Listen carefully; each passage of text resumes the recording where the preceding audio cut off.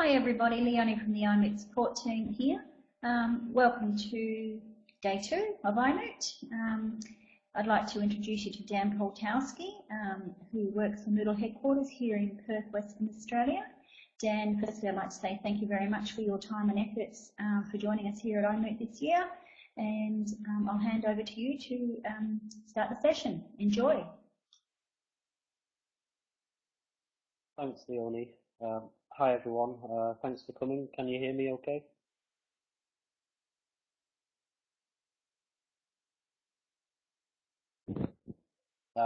Apologies as I've got a bit of a cold.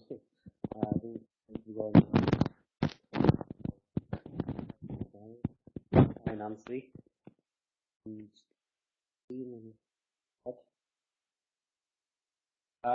Who am I? I'm Dan Poltawski.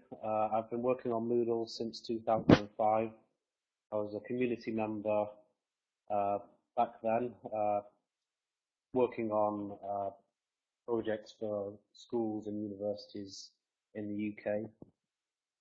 And then I've been submitting patches to core for quite a few years. My first patch to core was in 2006. Shortly after submitting the patch, Martin Dugama saw the code, said it made sense, and got Petter Skoda to review it. Petter accepted the patch, and the rest is history. Now I work for Moodle HQ. I moved to Perth last year to work on Moodle full-time as an integrator and developer. But I also like to drink beer, and I've been in shock at the price of beer in Perth, $10. So I was just hoping that you might be able to just say hello and where you're from, and if you drink beer, how much the price of a pint of beer is in your place.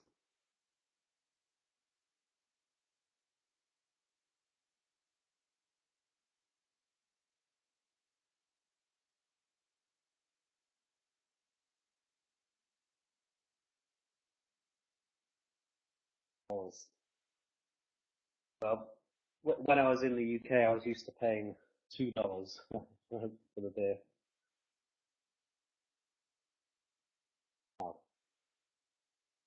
Anyway, as well as $8, as well as being a beer aficionado, I'm also part of the integration team at Moodle HQ. We're a group of developers who are the kind of the final gatekeepers for code making it into the core Moodle.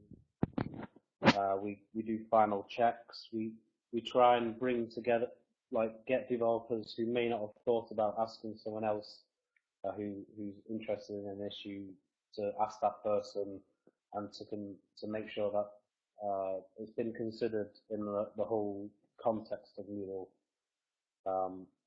And so that's where I'm coming from with this presentation. We're kind of doing the checks on Moodle code, and I'm going the things that cause things to fail to be integrated. Yes, I've been to Prague. The beer is much cheaper. So how to guarantee your changes integrated into Moodle core? Well, I'm afraid you can't. Apologies for enticing you into this presentation with the title. But the Moodle community is large and diverse, and we need to support everyone. And there's lots of differing opinions, which mean that we can't always integrate everything that anyone could ever think of. We're maintaining a platform with core tools, and we don't have unlimited resources to maintain every feature that anyone can think of. Having said that, we do provide functionality for you to customize Moodle and make it work as you would like to, and that is using the plugins. And over the the last number of years, our aim has been to make the plugin experience as good as having your change in core easy to install and upgrade. And we've been doing some improvements along that way. And so I'll just show you a quick demo of the latest changes in Moodle 2.5.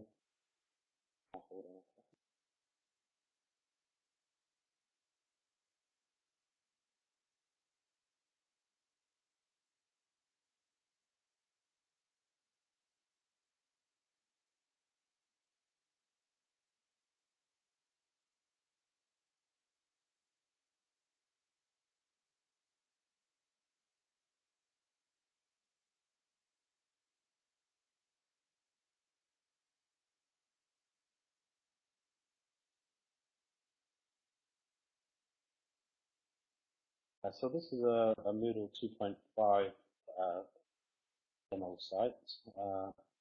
If we just go into plugins, install add-ons, we've got this big button now, install add-ons from the plugins directory, and we click on that, and we'll be sent to moodle.org with the plugins directory, and then we can browse around through the various different plugins that are available for Moodle 2.5. I think that big blue button is one. That supports Moodle 2.5. Right, is it BDN?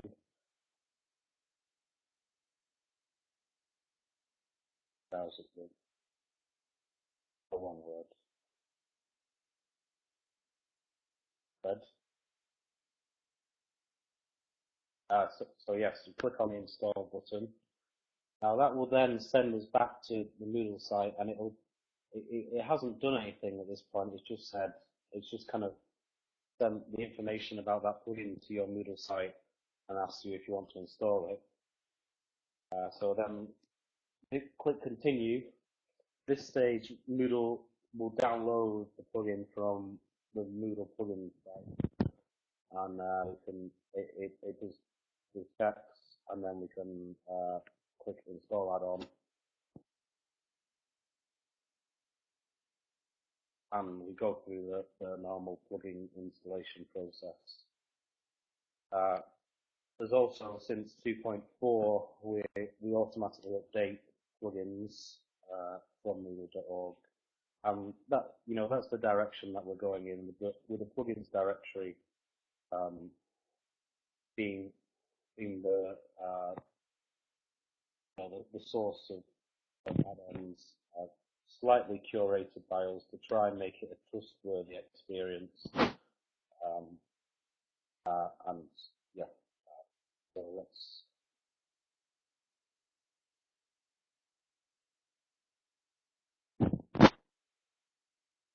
So now I've scared you off contributing to core. What was the point of this presentation? Well, firstly, most of what I'm going to say applies to plugins as well, but also there's many reasons why you might want to ignore it, continue to try and get your change integrated into core. Firstly, if it's a bug, you can't fix most plugins, most bugs using plugins. There may not be an appropriate plugin point, so you might need to hack on core to actually do things, and obviously that's not. It's better if we get that change integrated into core. And you might be confident that the Moodle community will be on board. It's also very rewarding. You'll struggle to find a software project which kind of touches as many people's lives as Moodle. I'm constantly surprised by it every day. The more people that I meet that I wouldn't expect who are using Moodle. Plus, I love core contributors, especially as what tends to happen is we get someone on board submitting great patches, and then they keep submitting those patches, and it really helps us, and we've got 2,800 open bugs, and we need the help.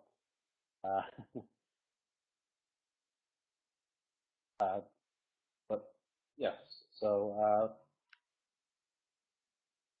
oh, sorry, I just wanted to point out that here on this graph on the right-hand side is the number of non-Moodle HQ core contributors per release. So that's been increasing over time, and like I say, we get people who contribute patches, they understand our process, and they continue to contribute the patches, and you know, it helps us all. Like it means that if you can provide a fix for a bug that's really impacting your institution, well, we'll happily take that fix. You know, it has to meet the guidelines that I'm going to talk about, but you know, we're kind of time limited, and yeah, we'd love to do more of it. So, if you're going to be submitting core patches, there are ways to increase your chances of success. Firstly, the process. The process for getting code into Moodle is the same for everyone, same for Moodle HQ, external developers, Moodle partners, etc. Everyone goes through this same process. It's thorough, and from that image you can see it's a little complex, but yeah, I mean, you can get your head around it quite easily. The simplified version is you make the code available as a Git branch. There's multiple rounds of code review. We pull that code into the Moodle repository and it's tested and then deployed. So on this diagram, it starts with a tracker issue. The developer will then turn the tracker into development in progress, where they'll be working on the code, and then they'll send it for peer review. And then the peer review I'll talk about that a bit later, but it can go around in a few different cycles. So, it's iterative improvements. Then after it's got through that stage, it'll be sent for integration review. That's where me and my team, the integration team, come in. So we pull the changes, and if we think it's looking good for integration into core, then we will review it, and then we'll send it for testing. And then testing typically happens at Moodle HQ every Wednesday, and our testing team will test each change that's been integrated, and test the different changes integrated together, and then we'll pass it, or they'll fail it, in which case we might need to we'll need to take some action. We'll either have to revert that change or integrate a fix for it, or whatever. So some pitfalls with the process side of things.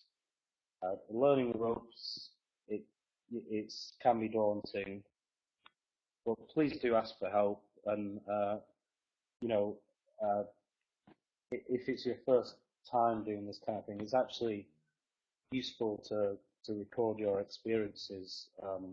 Tim Hunt has written a few blog posts about how you submit fixes to, and it's difficult for us as we, writing documentation when you know everything. It's easy to miss things. So if you can help with that, that's great. Some aspects of the process involve waiting for feedback, which can be frustrating. You might be waiting for Moodle HQ or developers to get to the next stage. And even worse, after we're not responding to you in a timely manner, when it's in the testing stage, we'll be requesting a response from you quickly, like in a time-limited way. We'll want to get the release done. We like to get the Moodle releases produced every week. So if we can't resolve a testing failed situation within that week, then we have to send it back for another round of review. So that's a bit frustrating.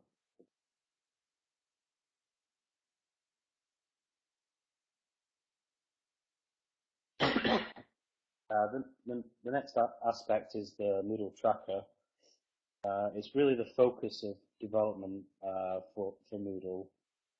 But when you're working on an issue, it really should start as a tracker issue. Like if there's code attached as a patch on a forum post, well, no one's going to look at that and move that into something that will get into Moodle. So it really does have to start with that. Sure to link related issues together. Often issues being linked together can build a picture of how wide the problem is and the interrelationships between them. And make sure to record your thought process and decision-making process on the tracker issues so that the reviewers can get some insight into that. It's really useful reference for us.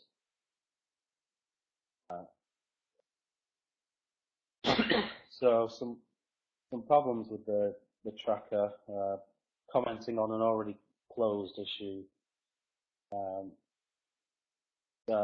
Once an issue has been closed, no more work can happen on that. So if you comment on a closed issue, you can't move it forward. Having said that, it's kind of often useful to comment on a closed issue to make people who were interested in the original issue be aware of the what you want to say. So if there's a regression found, way forward is to create a new issue and perhaps link it to the existing issue and comment on the issue to say, hey, I found this. So then people who are watching that issue can choose to follow the new issue if they want. Also creating duplicate issues, standard advice to search.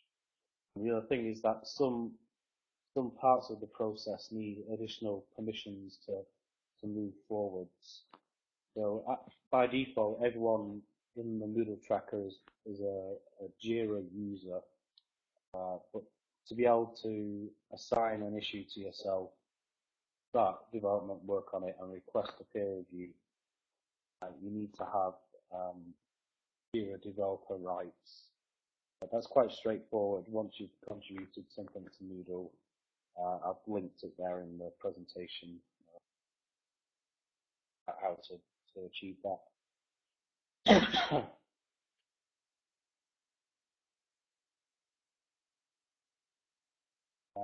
One of the most compelling things that you can do to increase your chances of code getting integrated is to gain support from the community. Proposal which has been commented on and approved by the community gives us great confidence. So the process for that is to kind of announce if it's a large change, like not straightforward, announce and publicize it on the forums, post on a relevant forum or the future major features forum.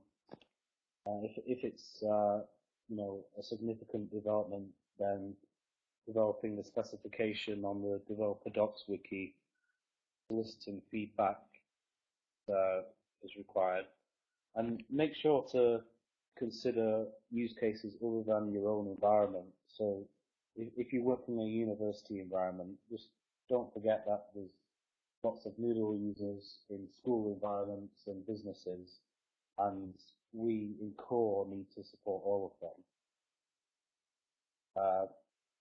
Feel free to make use of social media and things, try and raise the profile of it and gain votes and make sure you link like discussions around it and support for it off the tracker. Again, the tracker is kind of our developer hub, but we have the other areas where we discuss things. So problems that people have with gaining community support. Excuse me.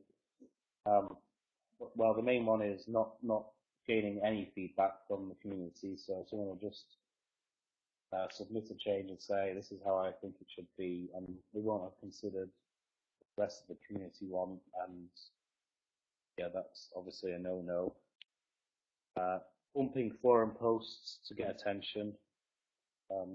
Sometimes that's necessary, but you've got to remember that if you've got no response, it might mean that nobody is interested, which says something in itself. Or it might be that you're not explaining it well. Yeah. And yeah, like I said, you need to make sure that you consider everyone's points of view.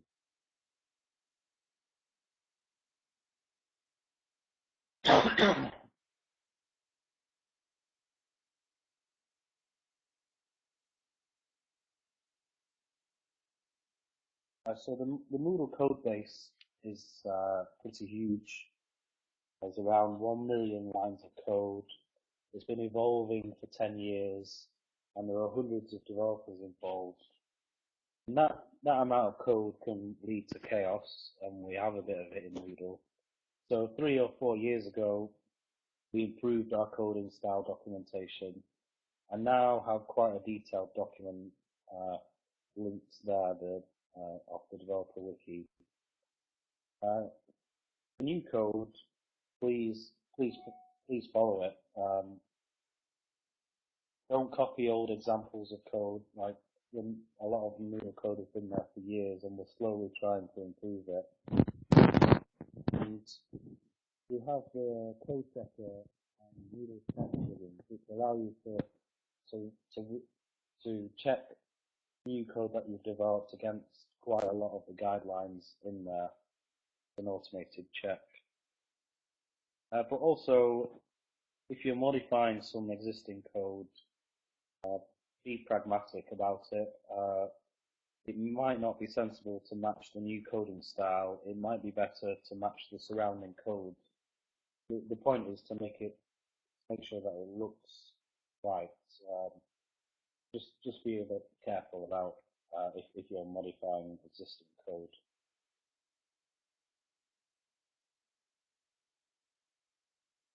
Some pitfalls: not running against the code checker, not testing if you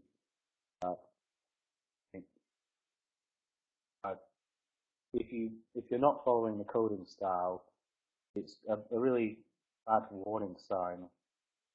Kind of suggests you're not paying attention to our guidelines, and then it raises a question in our mind as we're integrating things of, well, if they're not following that, have they fully understood the problem? Have they read the relevant documentation about the work that they're doing? So don't give us that excuse. Other things that people do wrong quite frequently is using underscores in variable names. We don't allow underscores in variable names. The underscores are only in function names, and that's actually quite good for readability. It helps distinguish between them. I don't think that's checked by the code checker. And developing without the developer debug set, which means that you might not see deprecated functions.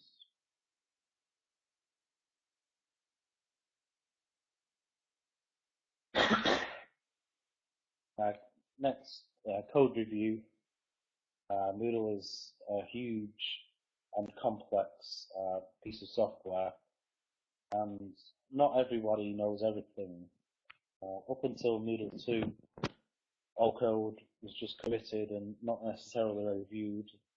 But since Moodle 2, we enforce code review, usually at least twice before anything gets into core. Any code review is good, even if it's just your colleague. Feel free to do those code reviews on the tracker. It's useful for us to see that. And it's important to remember that the code review is a two-way process. You don't have to agree with the code reviewer. You can justify why you've done something some way. And part of that process is to sort of extract your decision making and record that on the tracker for future reviewers. So some problems people have with code review, difficulty finding a peer reviewer. We always have a backlog at Moodle HQ of waiting for peer review issues. Try and be patient, and when your patience runs out, feel free to campaign about it. Sometimes reviewers can be critical and frank. Try and not take it personally. Most people involved in Moodle are trying to come up with the best solution, and language, frank language, doesn't necessarily not an indication on anything other than sometimes people don't word things quite politely enough. Disagreement with the peer reviewer, feel free to state your case, and if you want, disregard their advice, but we'll make sure that you give a rationale for that. That's fine.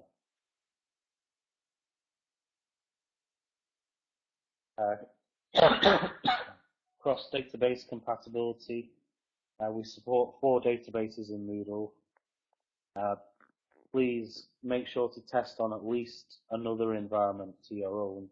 That usually finds problems that people have with using like a specific syntax for a specific database engine. So if you're developing from MySQL, perhaps try testing against Postgres as well. Pay attention when you're writing custom SQL. That's the time when cross-database problems come about. Mostly it's okay when you're using the standard functions. But having said that, don't avoid custom SQL. It's often necessary for good performance, and it's perfectly valid to use it. And you can't rely on transactions in core code. That's because we support MyISAM in MySQL, and that does not support transactions. So you have to clean up for yourself when things go wrong, unfortunately. And there's a link there, sqlfiddle.com, which is a website that allows you to run SQL queries against different databases, which can be quite useful, although I haven't used it much myself. Some problems that people have with cross-database compatibility, forgetting to use the SQL underscore functions for various things. So we have these functions that provide the correct syntax for the database engine that you're using. So SQL concat for concatenating strings, and SQL compare text, and there's things like SQL like and things like that.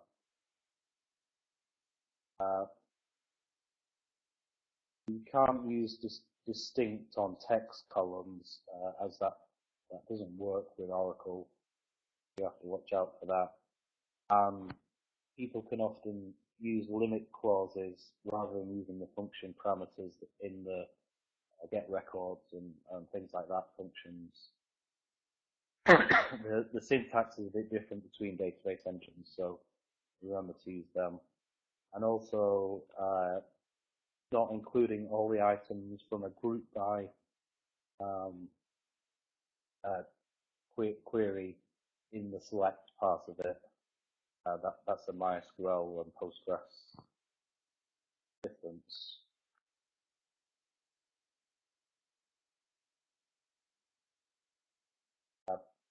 Performance, don't decrease it. One of the things to be aware of is that database queries are the slowest things that you can do. Moodle 1.9 and Martin Langhoff did a lot of work changing Moodle core to prevent the situation where if there are a number of courses, the number of database queries would increase by that number. The thing that needs to should be done is to have the number of database queries consistent sorry,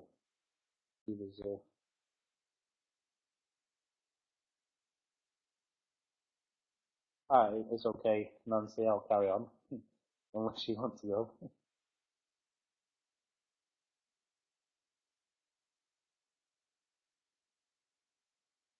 What was it? Yeah, just be careful about database queries being consistent.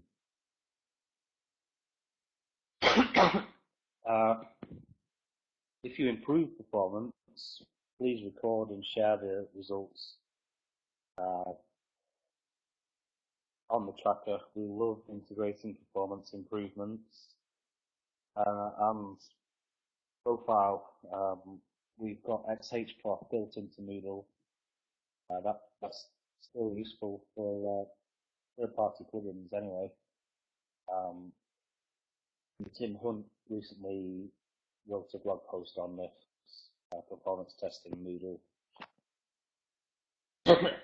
Make sure to use the cache API when you're adding caches, and don't create your own cache. So yeah, a common problem that people have is using database queries in loops or widely called functions. So here we're going through every single course and then going through every single student in that course and then running a database query. Now, even on a small site, that could be called 50,000 times because students could be enrolled in multiple courses, and there's, so that could be called 10 times per student. Careful about loading large amounts of data into RAM. So if you're dealing with the courses or the users table, you might want to use get record set to get like the whole every single course or every single user. That will load it into memory one at a time rather than loading every single one into memory at once.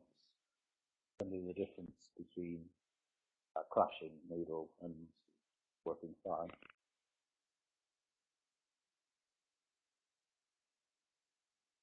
Security is too big a subject to cover here, but you should be using optional and required param for getting user input or using forms lib. You should be aware of the param types for cleaning input and cross-site request forgery detection using session keys. And then there's the string functions as well, S to escape simple text, format string for multi-line content like a title, format text for filtered HTML content, most like the forum post content. And then, of course, controlling access using capabilities, context hierarchy, and require login, etc. One thing to know about is that if you find a security issue in Moodle, our process for dealing with them is different. You need to make sure that you set the security level when you create the issue, which allows us to hide the issue on the public so that we can do responsible disclosure and let everyone know about the fix at once. And also, if you're developing a fix, we deal with the issues as patches on the issue rather than Git branches.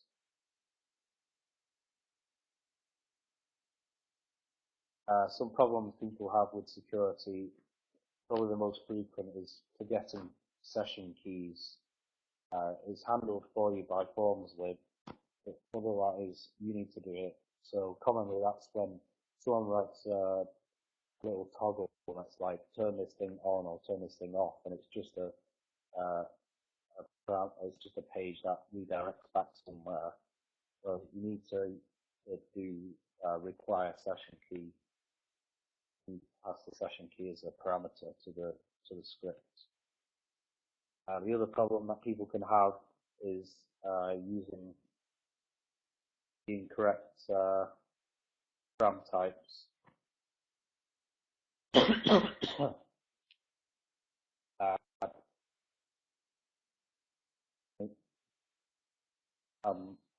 if you study the top of, it's quite complex, but if you study the top of Moodle lib, you can find out what the various types are. And one thing that people often get wrong is using format text things that aren't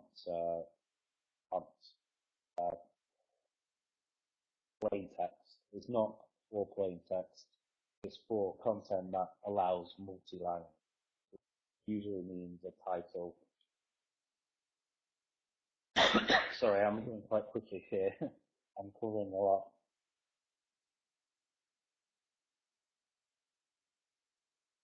Internationalisation. We've got a huge community of multilingual users. One of our greatest strengths is Moodle. So remember to use getString for strings. It should be quite obvious. But also be careful about how you use the strings that you create. Don't create thousands of strings if it's not necessary, because only a very few Moodle language packs which have translated every single string, and it's a constant battle for them to keep up with the number of strings that we create. Remember to use user date for times. We provide a number of standard formats for that you can pass into that, so like shortened dates with week names and things like that. But that's it's a specific thing based on language. And also, not all languages use a full stop or a period or floating point numbers for the separator. They'll use format. They can often use commas. So to deal with that, you need to use format float and unformat float to receive the like input. So if someone puts 1,3, translate that into 1.3 in PHP. Then to output it from 1.3 to 1,3. And consider right-to-left languages in your CSS and design. There's a property or a class direction RTL.dir RTL, and you can just test that by following a right-to-left language in Arabic, switching a language and seeing how it works.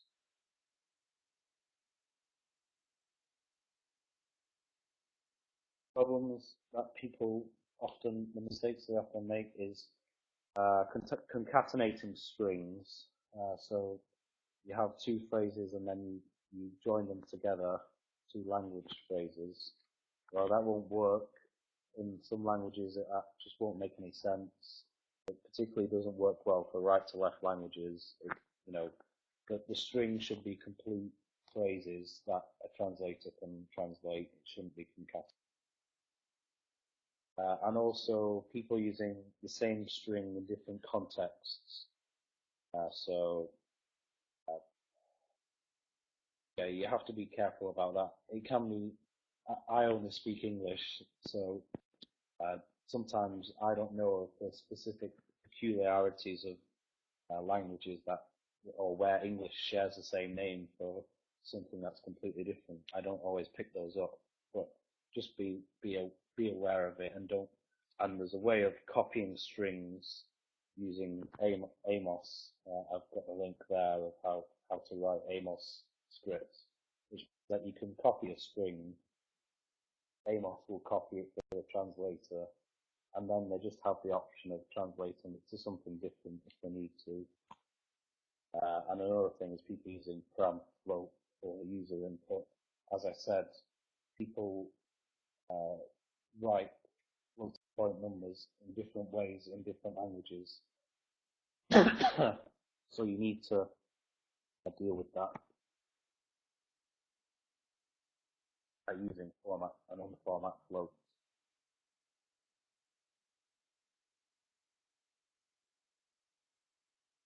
So the final thing is testing. been a massive focus for us in Moodle HQ over the last 2 years. Two big developments that have come about. One is unit testing with PHP unit. PHP unit, the tests are written using PHP and executed in a sandboxed environment per unit environment, which can be reset. It's much more powerful than the old simple test environment. We've got generators so that you can easily construct test data, and the test environment is reset between the tests, and there's an extensive range of assertions available. The other thing that we've got is the automated acceptance testing using Behat.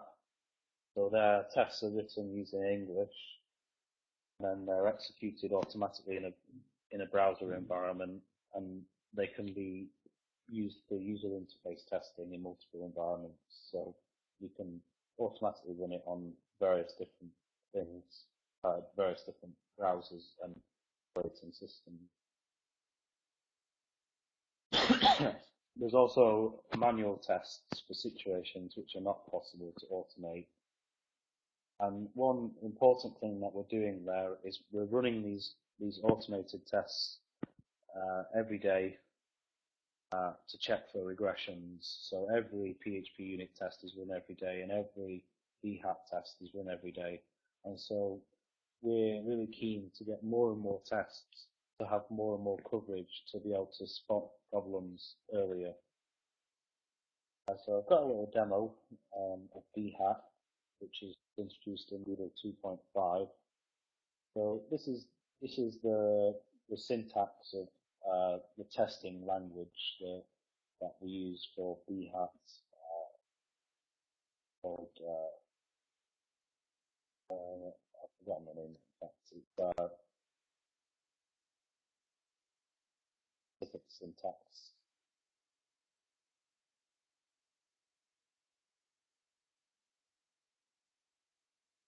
So I'm going to run this automated test, and I've paired this test script, and so I just run Behat, and then this will launch a browser automatically.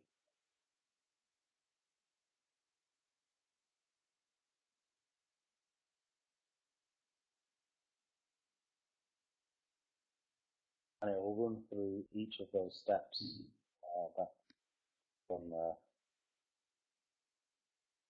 So first we log in as the presenter user, then we follow the iMoot course, and we turn editing on. Now we'll add a resource, an activity to topic 1, the forum, and it will fill in the iMoot forum text in the description.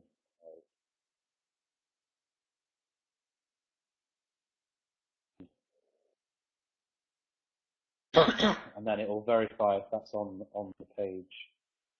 So that's really powerful. You can just run that automatically in the background for any user interface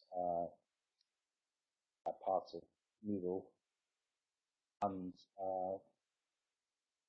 verify that things are working correctly.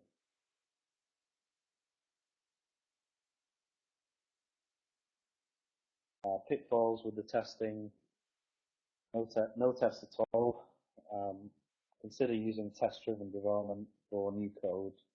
Likely to be helpful for you too. So that's where you would write the test in advance and create the functionality for it. And we're going to become stricter about that over time. That we want tests with everything so that we can increase our regression testing over time and make Moodle more stable. The other thing is complex logic in tests and other test smells, which is a concept from this book, X Unit Test Patterns, which I've linked there. and also the learning curve for setting up the tools. It's not that difficult, but it's not the same as setting up Moodle. So if you get into problems, please post on the forums and read the documentation.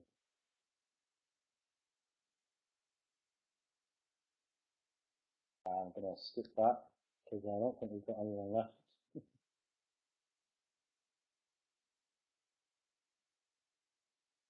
Okay, any questions?